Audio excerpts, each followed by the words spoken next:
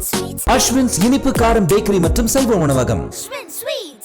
ராமநாதபுரம் சென்றுள்ள இந்திய தலைமை தேர்தல் ஆணையாளர் ஞானேஷ்குமார் தேர்தல் பணி தொடர்பாக அதிகாரிகளுடன் ஆய்வு நடத்தி வருகிறார். இதுகுறித்த கூடுதல் விவரங்களை எமது செய்தியாளர் பூபேஷ் சந்திரன் வழங்க கேட்கலாம். பூபேஷ், வணக்கம். இந்த ஆய்வுல யாரெல்லாம் ஈடுபட்டிருக்கிறார்கள் இந்த கூட்டத்தில்? வணக்கம். இந்திய தலைமை தேர்தல் அதிகாரியான ஞானேஷ்குமார் IAS ராமநாதபுரம் மாவட்டத்தில் தேர்தல் தொடர்பான ஆலோசனையில் ஈடுபட்டு இருக்கிறார்.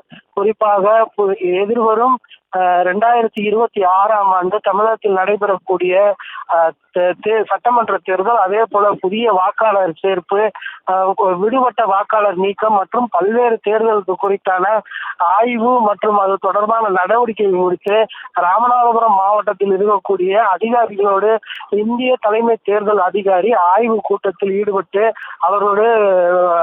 அவர்களோடு அந்த ஆய்வு பணியை மேற்கொண்டு வருகிறார். இந்த ஆய்வு பணியின் போது ராமநாதபுரம் மாவட்ட ஆட்சித்தலைவர் சிம்ரன்ஜித் சிங் காலோன், அதே போல தமிழக தலைமை தேர்தல் ஆணையர் உள்ளிட்ட பலரும் கலந்து கொண்டுள்ளனர்.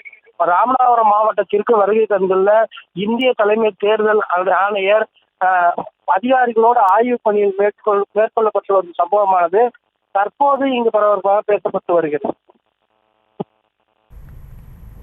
விவரங்களுக்கு நன்றி பூபேஷ் சந்திரன்.